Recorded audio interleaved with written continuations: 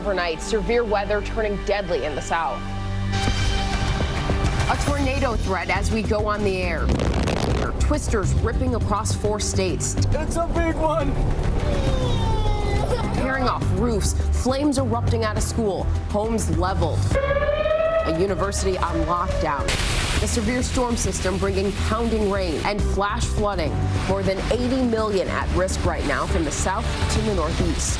Battle lines drawn. The president going head-to-head with Democrats over immigration. The White House now reviewing that plan to bus migrants to so-called sanctuary cities.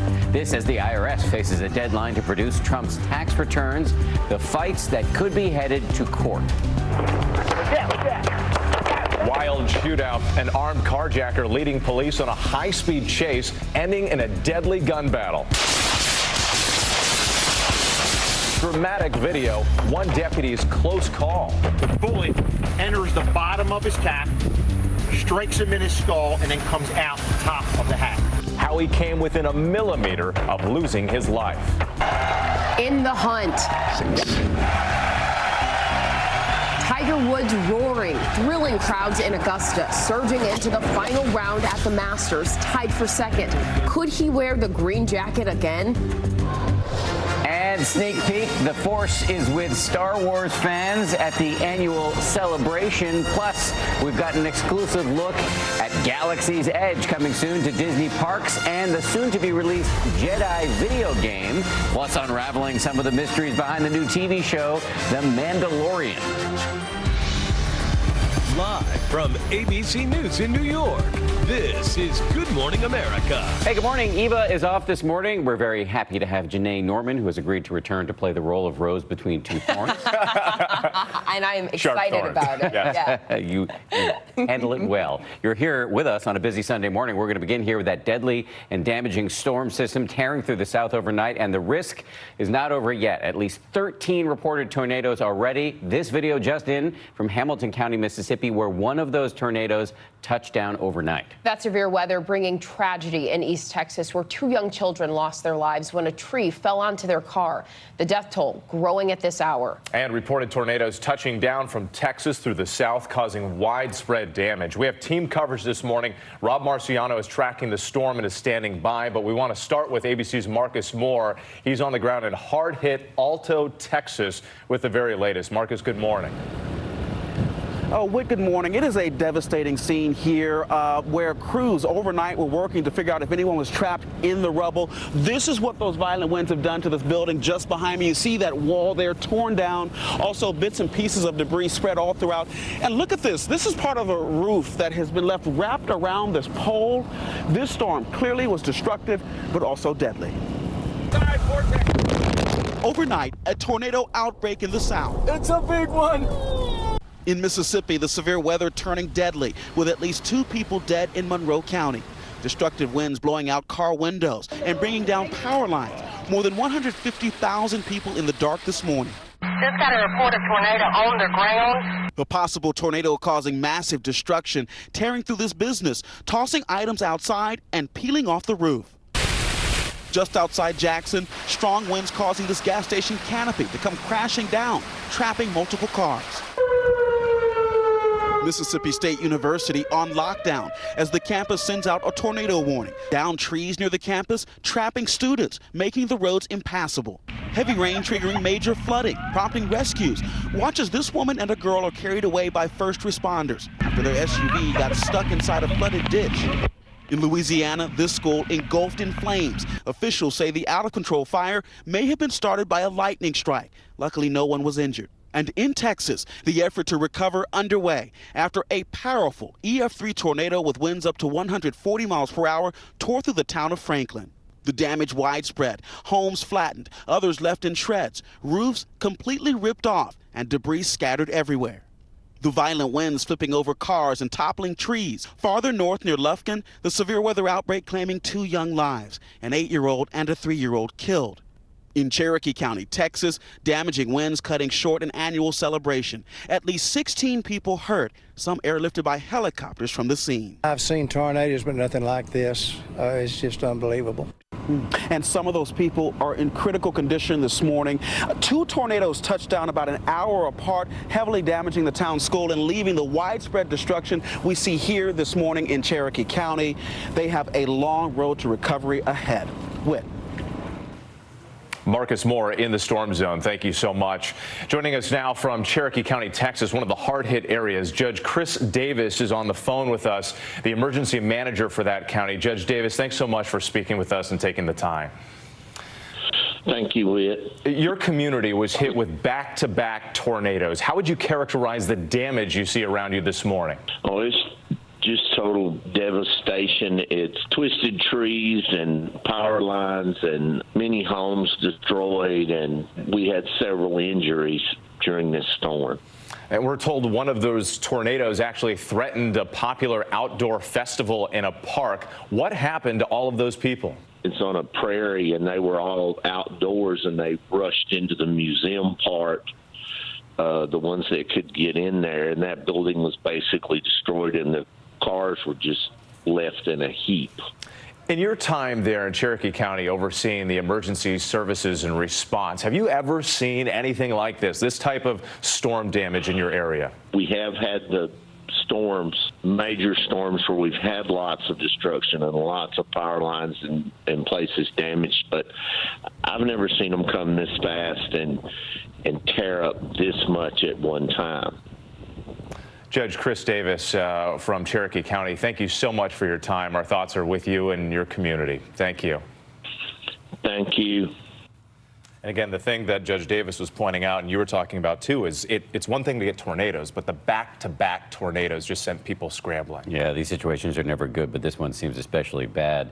And the threat, unfortunately, is not over. Tens of millions of Americans at risk today, from the south all the way up to the northeast. And Rob is out in Central Park tracking it all. Rob, good morning. Good morning, Dan. You heard it. These storms are moving fast, and they'll be expanding throughout the day to encompass a larger area of high-density population. Let's go to the maps right now and show you where the storms are moving through Alabama, where there have been a number of tornado warnings this morning, and there's even snow behind this, and well ahead of it, more in the way of thunderstorms. But a tornado watch is up for parts of Tennessee, Alabama, and the Florida Panhandle this morning. That'll be expanded, no doubt, as these storms push east of Columbus into western Georgia. And then we'll have several pockets of convection as this entire system, which is growing in size, moves its way towards the north and east. So Charlotte, Roanoke, certainly Augusta, getting up to Pittsburgh and Scranton. Look at that, another batch there as we go through the overnight period. And then early tomorrow morning, the whole thing pushes through New York City. So this area also in the mix of maybe some damaging winds. An enhanced area, especially from Charlotte up through Roanoke, Pittsburgh, and over to Scranton with damaging winds, potentially tornadoes, and certainly more in the way of large hail. More on this and throughout the program. Janae, back to you. All right, Rob, a tough start to the week. Well, now to the White House, where the battle lines are being drawn on two major issues, immigration and the president's tax returns. ABC's White House correspondent Tara Palmieri is on the North Lawn with how President Trump and Democrats are digging in. Tara, good morning. Good morning, Janae. This idea of busing migrants to cities led by Democrats was considered wild within the White House. But now the president is embracing it, seeming to taunt Democrats by doing so, and his team is trying to figure out if they can actually execute this plan. This morning, the White House facing backlash over the president's interest in reviving a twice-abandoned proposal to bus migrants from detention centers along the southern border to so-called sanctuary cities. They want more people in their sanctuary cities. Well, we'll give them more people. We can give them a lot. We can give them an unlimited supply. We're going to do everything we can to make sure that people who come to the city, whatever their immigration status is, are going to be treated fairly and with respect. It's an idea that the White House dismissed on Friday, saying it was, quote, floated and rejected. But hours later, the president contradicting his team and embracing the plan. The White House now launching a review on how it would work and how much it would cost. We're going through the process. We're reviewing everything we can do lawfully. But the fact is, we released them already into certain communities. Right. What's the difference in releasing them a little further? As the president tangles with Democrats over his immigration policy, the battle over his tax returns escalates. House Ways and Means Chairman Richard Neal sending a second letter to the IRS commissioner demanding the president's personal and business tax returns from the past 6 years. The committee setting a new April 23rd deadline, giving the administration 10 days to hand over the returns after they missed the April 10th deadline. Treasury Secretary Steven Mnuchin dismissed the request, telling reporters the deadline is arbitrary. I'm not aware of there's ever been a request for an elected official's tax return, but we will follow the law and we will protect the president as we would protect any individual taxpayer under their right. According to tax code, the Ways and Means chairman can request any taxpayer's returns, and the Treasury Department, quote, shall furnish them. I'm under audit, but that's up to whoever it is. From what I understand, the law is 100% on my side. White House Chief of Staff Mick Mulvaney signaling the administration will guard the returns. You believe Democrats will never see the president's tax returns? Oh, no, never. No, nor should they. Both sides are building their legal arguments through these letters. Secretary Mnuchin says that the Democrats are trying to politicize the IRS to get the president's financial information. And the Democrats say they have no right to question their motivation because it's within their constitutional right. But both sides have made it very clear that they are ready to fight this all the way to the Supreme Court. And both sides digging in. Tara Palmieri at the White House for us. Thank you. Also in politics this morning, the 2020 race is heating up. In just a few hours, Democrat Pete Buttigieg is expected to officially kick off his presidential campaign. ABC's chief national correspondent Matt Gutman is in South Bend, Indiana, with a look at Mayor Pete and the momentum he's building. Matt, good morning. Hey, Whit, good morning. That Buttigieg is making that big announcement today is the biggest non-secret in politics. Now, typically in elections, the voters seem to go for someone who is the opposite of the incumbent. And in this case, Buttigieg is offering himself up as the anti-Trump. In his words, he is an intellectual, laid-back, gay mayor from the Midwest who is half the age of the president. Today I'm going to introduce the mayor, Pete Buttigieg. The unpronounceable name, now a household name. All eyes are on South Bend, Indiana Mayor Pete Buttigieg. Pete Buttigieg. Mayor Pete Buttigieg. It's a candidacy full of firsts. He'd be the first mayor to win a nomination, the first openly gay man in office, the first president under 40. The 37-year-old with the Boy Scout looks has cultivated quite a resume.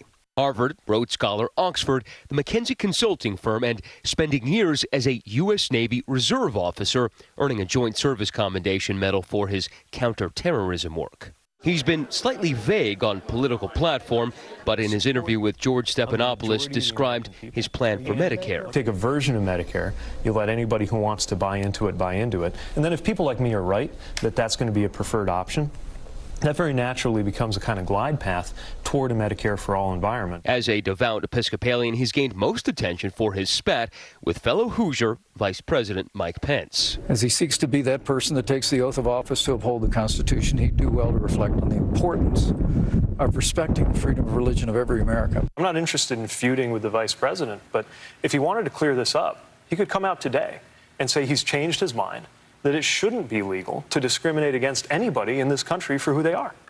Now, last night I asked for an advance copy of his speech, and I was told he's not writing it out. Now, even his own aides don't exactly know what he's going to say, but they tell me that he's been thinking about this, obviously, for some time, and it'll be a big speech in front of his hometown crowd here right inside that old Studebaker factory. But there will be no teleprompters, no prepared statements, so in at least that way, Dan, it'll be a little bit like President Trump. Fair point. It may end there. Matt, thank you very much. Matt Gutman on the ground in Indiana. A lot to talk about this morning, so let's bring in our chief anchor, George Stephanopoulos, who's going to be hosting this week later this morning. Point of contact. He did. That's an astute reporter. So, I mean, you've been around. I don't want to, date you here, but you've been around politics for a minute. Well, you just did. Okay. Yeah. Yep. That was me basically just doing it on purpose and trying to hide it.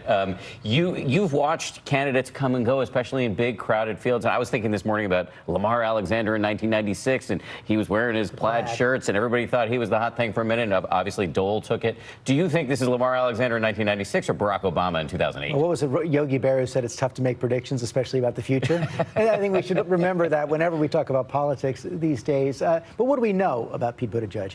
He's bought his way onto the debate stage. I mean, the fact that he's raised $7 million, the fact that he's rising in the polls guarantees he's going to be in those all-important first debates that start this summer. Right there, that gives him a leg up. He's going to have enough money to make it at least through those early primaries because he's building this online presence. And I think what we've seen so far is that he has thought about this a lot. He knows what he wants to say. He knows how to communicate his ideas. He knows how to do it in a way that appeals to the Democratic base often without turning off those who might be on the other side. So he's got a lot of skills. Whether he can go all the way, I don't think anyone knows right now, but he's certainly got some momentum. Yeah, another point of contact with Trump is both of these people came out of nowhere in crowded fields. Let's talk, before I let you go, about immigration. You've got the president's press secretary, Sarah Sanders, on the show this morning. I imagine you're going to talk about this plan to bus migrants to sanctuary cities. Before we came on the air, you and I were talking about this article in the Associated Press this morning that makes the point that this plan, the winners, could in some way be the migrants because they're going to end up in places where they're protected from the feds, where they're welcomed. Given that, do you think this is truly a serious plan? Well, the president clearly is pushing it. I mean, the Department of Homeland Security has rejected it at least twice, including in a personal phone call between the president and the former secretary, Kirstjen Nielsen, and he's driving this forward. But as you point out, it seems to run counter to the policy that the president wants. It would actually encourage more migrants to stay longer, to come, and to be able to put down roots. So why he seems to be acting on the idea that somehow this is punishing cities run by Democrats. That's the mindset he's coming at this from. Whether he can get this done, whether it can be paid for, whether it's legal, all big questions on the table. But the president seems pretty driven on this right now. Yeah, well, I'm interested to learn more on your show this morning. Thank you very much. And I want to remind everybody again, George has a big show. As discussed, he's going to go one-on-one with the White House press secretary, Sarah Sanders, plus Democratic Congressman Tim Ryan on jumping into the 2020 presidential race and facing Pete Buttigieg, among others. That's all coming up on This Week right here on ABC. George, thanks again. Thanks, guys. Whit, over to you. And Dan, speaking of 2020, Senator Cory Booker officially launching his candidacy for the Democratic nomination for president with a hometown kickoff in Newark, New Jersey. The former Newark mayor campaigning on a Justice for All platform has been lagging in the polls since first announcing his candidacy back in February. Booker is now embarking on a 2-week cross-country tour of key primary states. All right, well, time now for weather. Rob Marciano is in Central Park this morning. Hey, Rob, how's it looking out there? It's looking great, Janae. This is the time of year, mid-April, where we have these beautiful mornings, but they can often turn into turbulent afternoons and evenings, and I think that's what's going to happen here in New York City, at least late in the day. This is a big system. Let's get to it and show you where it is right now. The center is pretty much just north of Memphis, but you see the snow getting all the way down into northwest Arkansas, Missouri. Spots it's kind of accumulating as some wet snow, but certainly some heavy rain into Detroit and Cleveland, and a cold rain at that as this thing moves off towards the east. So we do have a threat for not just severe weather today, but tomorrow as well as we go through the week. Here's how it times out for the Northeast with the storms rolling in, temperatures building into the 70s today, and then the heavy storms coming through tonight and early tomorrow. And then when we get towards Wednesday and Thursday, the middle part of this week, we've got yet another storm that will be entering the plane. So tis the season for severe weather, and it's going to be an active 5 to 7 days ahead. That's checking the national headlines weather-wise. Time now for a look at your local forecast. On weather alert today for the threat of severe storms, some of which could bring high winds, damaging winds to the area, large hail, even isolated tornadoes, and the threat of some flooding. 7 p.m. until 4 a.m. tomorrow morning. It really is the entire area with a more enhanced threat of more numerous storms in western Maryland, areas of West Virginia. Today's temperatures will top out mid to upper 70s. Humid, warm, sticky. For tomorrow, we're much cooler, the high 63. It is getting active here in Central Park. Today is the Shape Women's Half Marathon, and we have some special ABC/GMA guests that'll be joining us in the next half hour, guys. Back inside to you. And Rob, our stage manager, Bill, would be very mad if I didn't point out to you today that you're a weatherman and you didn't say winter is coming. Oh, my gosh. But winter is coming tonight. You're right. I'm so disappointed in you. Let's head to the north. There you go. Give me some Game of Thrones, guys. All right, see ya. Thanks, Rob. Thanks, Rob. Well, on some baseball news, the longest hitless streak by a non-pitcher in Major League history has finally come to an end. Baltimore's Chris Davis smacking a 2-run single off Red Sox starter Rick Porcello in the first inning at Fenway Park Saturday. The Orioles' first baseman ending his stretch of 54 hitless at-bats that began September 14th of last season. That's tough. The Orioles ended ended the game 9-5 against the Red Sox. They gave him a standing ovation because it's been a long time coming. How does he still have a job? I know. He made millions in the time that he didn't get on base. His celebration was pretty mild, though, when he got to base. He was like, all right. Okay. Enough. Okay, fine. Stop talking. Okay, fine. Yeah. Okay, fine. Moving on. All right, well, now to Tiger Woods in the hunt at the Masters, looking for his first major championship win since 2008. And he's making a vintage play as he goes for his 5th green jacket.